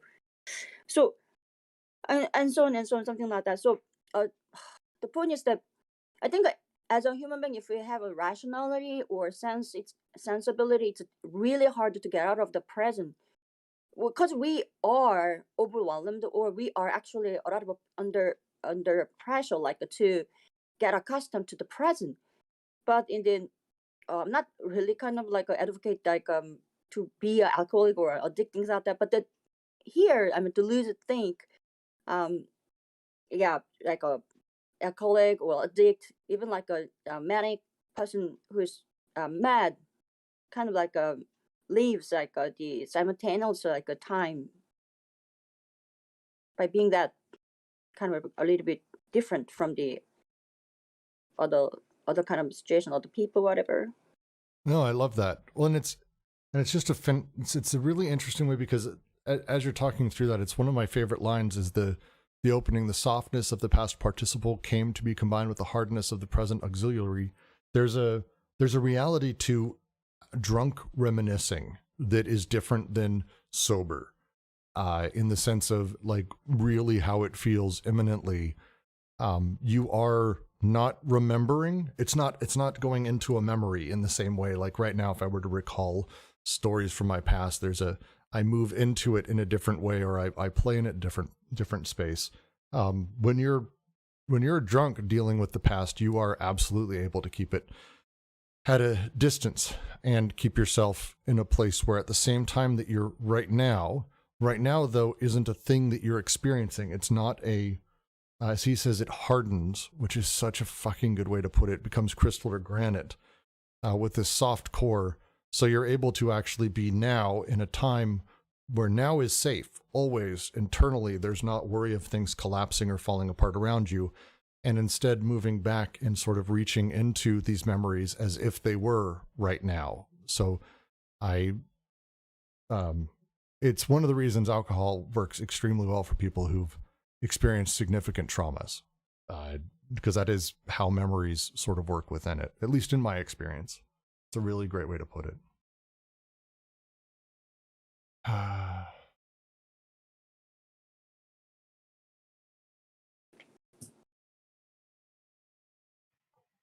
CBS cares. And as I have to say, if you're having trouble with drinking, there's lots of people who'd be glad to help. If anyone hearing this needs help, hit me up. Happy to help. It's the line he has, in its hardness, the present has lost its hold and faded. It no longer encloses anything, it rather distances every aspect of the other moment. We could say that the near past, as well as the past of identifications, which is constituted in it, and finally the sober past, which supplied the material, have all fled with outstretched wings. We could say that all these are equally far off, maintained at a distance in the generalized expansion of this faded present, and in the new rigidity of this new present in an expanding desert. The past perfect of this first effect is replaced by the lone "I have drunk" of the second, wherein the present auxiliary expresses only the infinite distance of every participle and every participation. The hardening of the present is now related to an effect of the flight of the past. Everything culminates in a has-been. This effect of the flight of the past, this loss of the object in every sense and direction, constitutes the depressive aspect of alcoholism, and it is perhaps this effect of flight that yields the greatest force in Fitzgerald's work, and that which expresses it most deeply. Which rings true for me.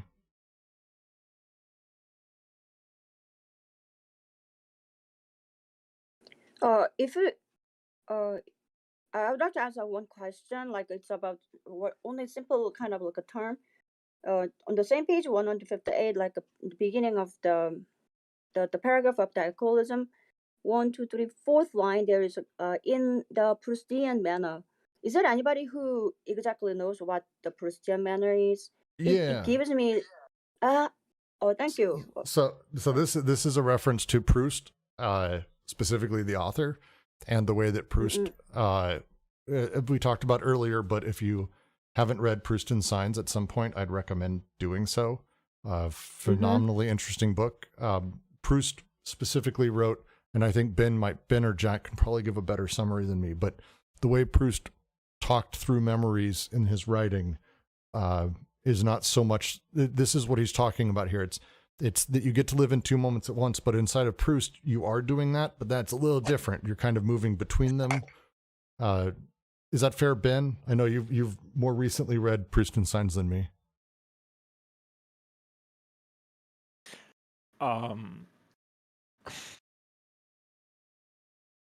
I think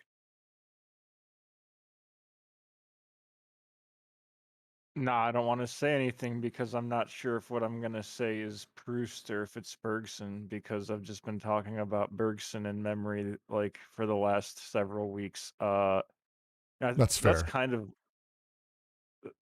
I don't know if like moving between them is necessarily accurate. So Wandering Within, like, so In Search of Lost Time is such a phenomenally interesting book to read, and it's a book about memories and the fickleness of them on a very simple level. There's a lot more there, but it's this idea of like moving through memories, living in two times, two moments at once, and the fickleness of memories feels Proustian, but for sure is not. Yeah. So sorry, just to go ahead. No, I mean, and he kind of like breaks it down almost into like 4 different types of time that can be like found in memory or whatever, sorry.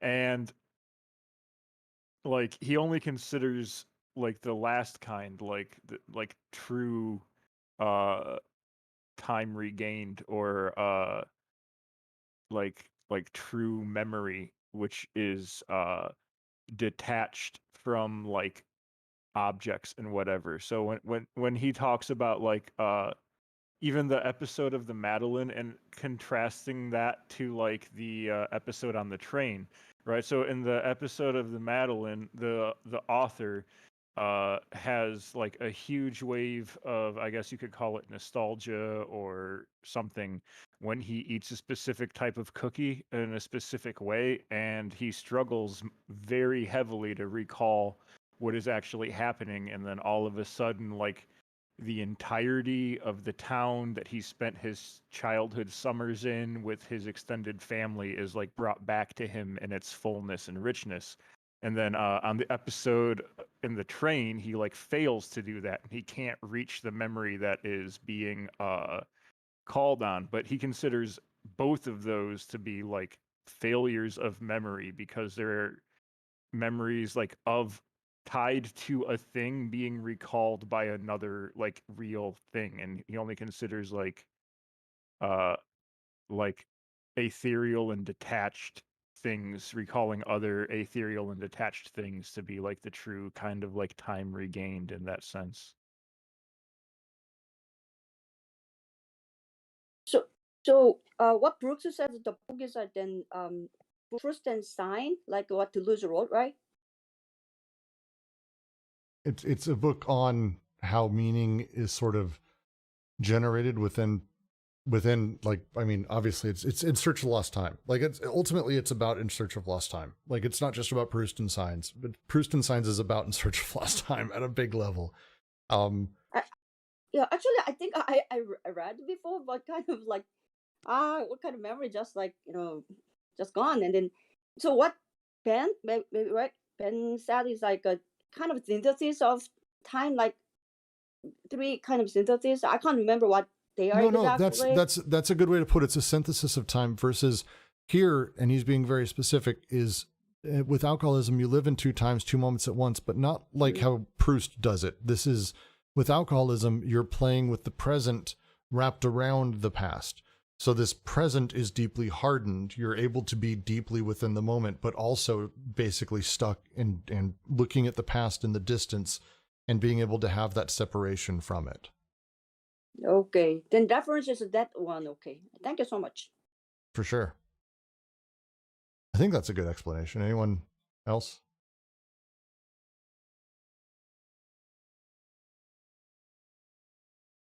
All right. The whole piece on alcoholism we could probably spend hours on. I don't want to spend too much time on it because I do think this last paragraph is actually going to be, for me, it's pointing at the next thing, which is like psychedelia, but it's also kind of having a larger discussion around the crack and how it works. To say, the problem of knowing whether we can prevent the crack from being incarnated and actualized in the body in a certain form is obviously not subject to general rules. Crack remains a word as long as the body is not compromised by it, as long as the liver and brain, the organs, do not present the lines in accordance with which the future is told, and which themselves foretell the future. If one asks why health does not suffice, why the crack is desirable, it is perhaps because only by means of the crack and its edges thought occurs, that anything that is good and great in humanity enters and exits through it, in people ready to destroy themselves, better death than the health which we are given. Again, to go back to what feels like a bit of a clarion call, an ethical demand, this goes back also to one of my favorite Zizek lines about happiness being a conformist category. Who wants to actually be happy? It's the first lesson of psychoanalysis, Kent, is we don't want what we think we want. When it comes to the things we love to do, working, when we're in those moments of, crazed creativity, we're ready to suffer, we're ready to die for it. Happiness doesn't even enter into it. And I think that's feels like generally the same sentiment here, that better death than the health we are given, as long as we get to do something grand, it's a hell of a statement. That feels like what it's pointing at to me, at least.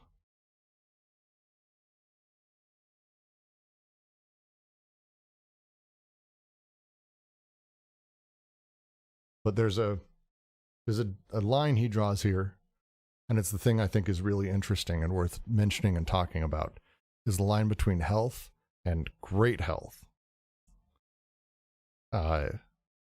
Which he doesn't appeal very often to kind of what feels like a Platonic idea of a thing.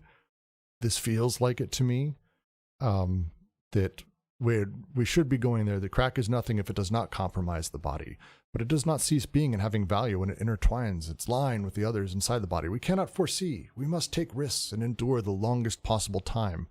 We must not lose sight of grand health. The eternal truth of the event is grasped only if the event is also inscribed in flesh, but each time we must double this painful actualization by counter-actualization, which limits, moves, and transfigures it. It is stay there and play around that way.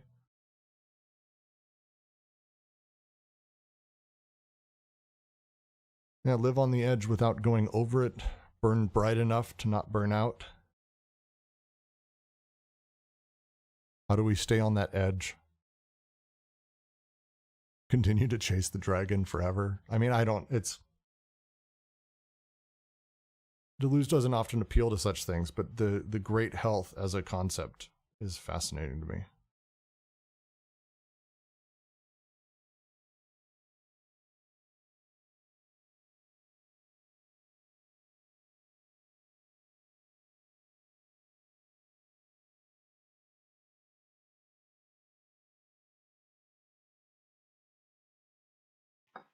I mean, there is the Burroughs, I guess it's not the conclusion, but the penultimate Burroughs quote, right? Burroughs wrote some strange, of course, Burroughs wrote some strange pages on this point, which attest to this quest for the great health, our own manner of being pious. Quote, imagine that everything can be attained by chemical means, is accessible by other paths. End quote. A strafing of the surface in order to transmute the stabbing of bodies. Oh, psychedelia.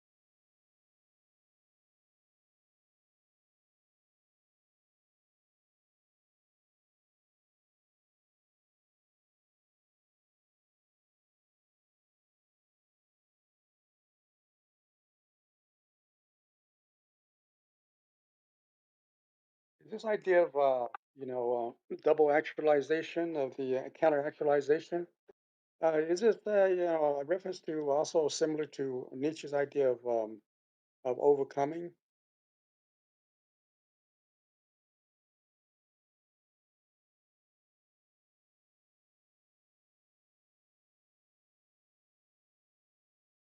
I'm not familiar enough with Nietzsche's conception on that to be able to say. I'd have to spend some time reading on it. In the specifically within logic of sense, actualization and counter actualization. Counter actualization has the play of the actor, the mime, someone who is able to redouble what effectively occurs, but double that actualization back, where you are playing with and very aware that you're kind of playing the act, that there is this sort of natural movement of, hey, here is the actualization of the event, and we all go through this, and we have to, and it's be aware of such a thing. We're all playing our part, and then we kind of step on the side, and we go, and also, here is me taking it even further, and by doing so, you counter-actualize. We have to do it with awareness. As he says, counter-actualization itself is nothing. It belongs to a buffoon when it operates alone and pretends to have the value of what could have happened. But to the mime of what effectively occurs, to double the actualization with the counter-actualization, the identification with a distance, like the true actor and dancer, is to give to the truth of the event the only chance of not being confused with its inevitable actualization. It is to give to the crack the chance of flying over its own incorporeal surface area without stopping at the bursting within each body. It is finally to give us the chance to go farther than we would have believed possible. The nature of the actualization becomes an identification with size, distance, representation, all those elements. The thing, it becomes a thing. And the moment it becomes a thing, we've, to steal words from later, it's the territorialization has happened. We got boundaries. We don't know they're there, but we're there. We're playing within that.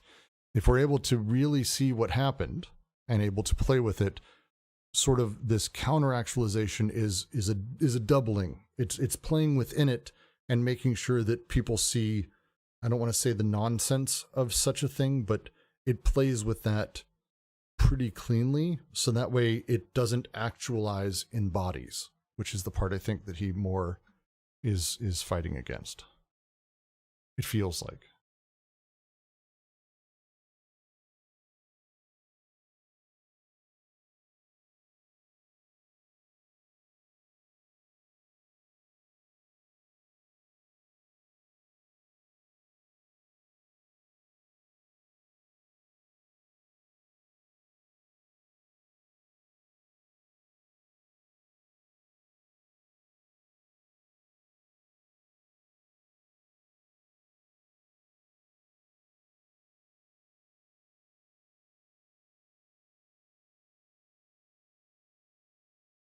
I just happened to find a paper by Spindler. Is there anybody who knows who this guy is? But maybe I will just share this one together with you.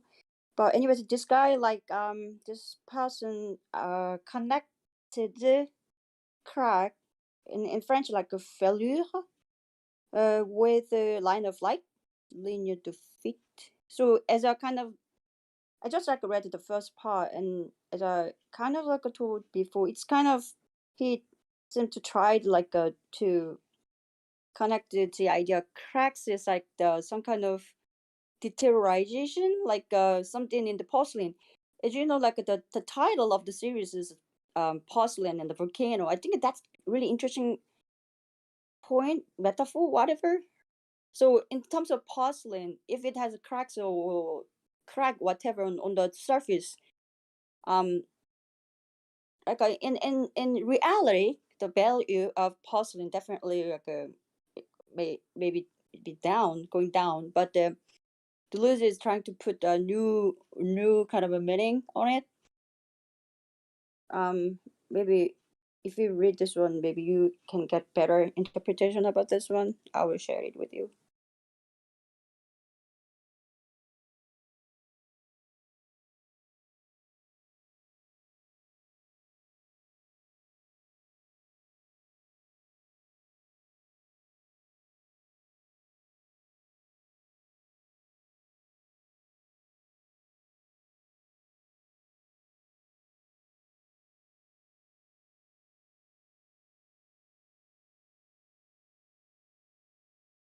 Love that. Love that. Love that.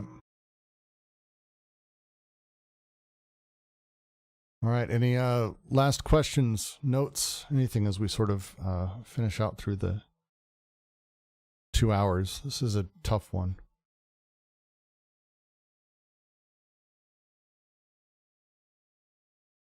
So the lines towards the end here, to the extent that the pure event is each time imprisoned forever in its actualization, counter-actualization liberates it always for other times.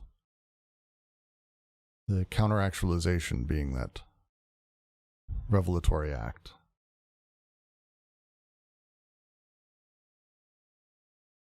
That kind of keeps what is philosophy, and you present a herring or whatever fish he presented. The idea of asking these questions and having them told and having an answer, and that answer gets locked into place, and that's it. It's imprisoned forever in its actualization, that pure event. It's a hell of a thing to consider about liberating it and moving the other direction. At least to me. Love that sentiment. Actually, I don't think. Actually, so sorry for my ignorance in advance, but I don't think like Deleuze has to do the Hegel's that much. Hegel, right? Cause like sometimes like the idea development seems like didactics like didactical. So actualization, of course, that counter actualization derived from Nietzsche. But like think about the deterioration, and going back to something like that. It's a kind of random words. It's not that meaningful at all. And then I want to feel thankful for this kind of discussion because you guys are really generous to listen to any random words, and also by doing that, like I can get, I mean, understand more, like realize something new. Very, very thankful. Always glad. It's the reason I love doing these. So I've now read this chapter with multiple groups. This one was my favorite reading yet, as every reading always ends up going. Every time I reread, it's better. And it really helps sort of be able to understand some of these elements, for sure. So, the last question. Do I get a sense that there is something, and Deleuze is saying there's something positive about the crack up, and it is a kind of not just it's something negative, but it's a kind of offers a line of flight as well for the individuals, experiencing that kind of crack up in some of his characters in his literature.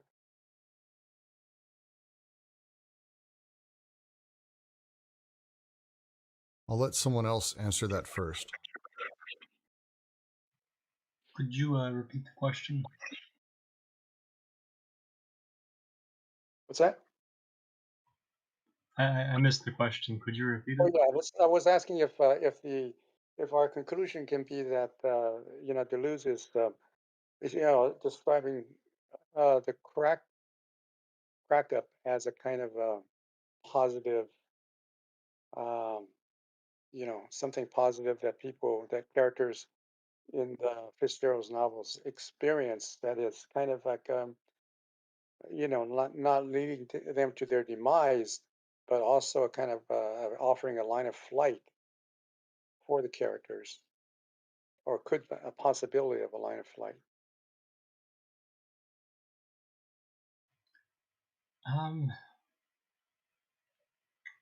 it's always difficult to do the whole the good and bad thing, but I think yes, I think we could say the crack is going to be kind of necessary for a line of flight because right to have I use the Pynchon terms, to have a counter seal you have to have a seal, right? So to have an action you're going to have the counter action in that. So I mean there's opportunity with it, right? To have the great health, there has to be the health that is contingent on the crack, right? So, in that sense, I kind of think maybe the Nietzschean thing about, right, to get beyond man requires having man, right? And I think he even says, what a tragedy, it's still here, yeah. So it might be something like that where it's, it has these, it has a lot of potential, right? And there's a necessary aspect, crack. But, on the other hand, right, we're also dealing with, there's also the difficulties that come with it, right? I mean, on the one hand, there's the way that in either way, right, whether it's the great health or the health, you're going to have the cracking, right? I mean, there's the problems of death, um, and so alcoholism on the one hand here, right? But at the same time, there's potential here, right? There's ways of moving through all this that, again, since we're dealing with the necessary and the possible, um, can be productive of interesting expressions, right? Can produce a lot of positive things, like you're saying. But I suppose I'd say too, it's a kind of a mixed bag, yeah. Yeah, yeah. It sort of reminds me of Nietzsche's Birth of Tragedy, right? It's a kind of it's a necessary kind of form of tragedy that that if you don't confront the reality of your life, there's no going forward or something like that.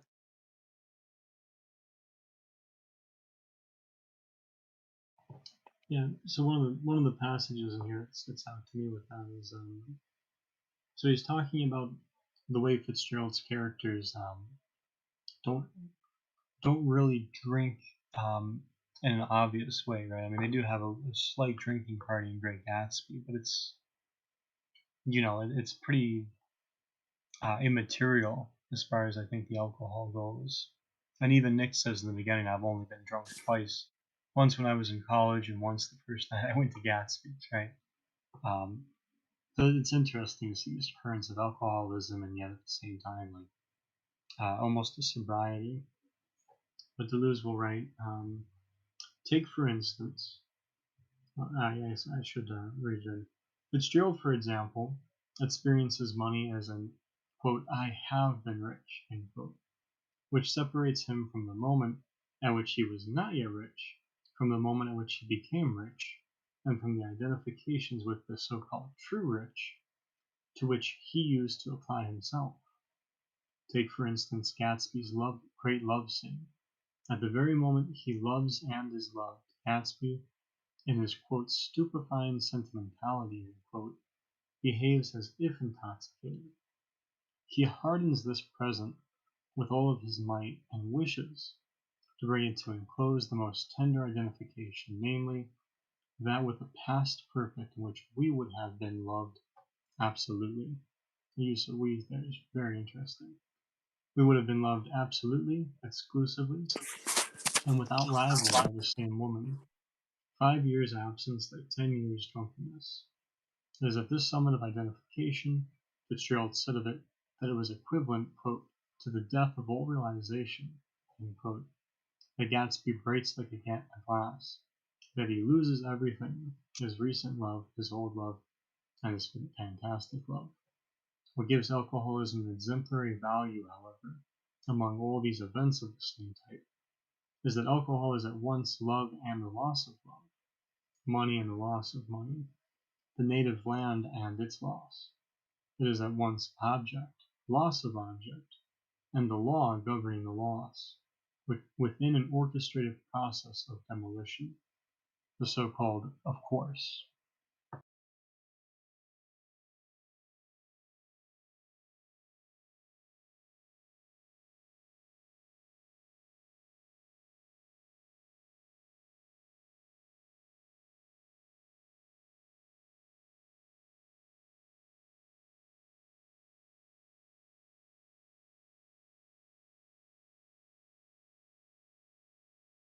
Did that help? Is that good? It sounded like Yeah, that was all right. Good. Any other last comments or questions before I shut this out? Because the rest of the world, the real world, is calling to all of us because we've just passed 2 hours.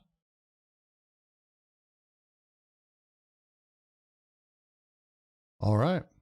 Well, then I will say thank all of you very much for joining us today at the Deleuze and Guattari Quarantine Collective. Next week, we'll be moving into the 23rd series, which is that of the Aeon, finally moving into something we've been talking about very, very, very much. Might as well just take it apart now.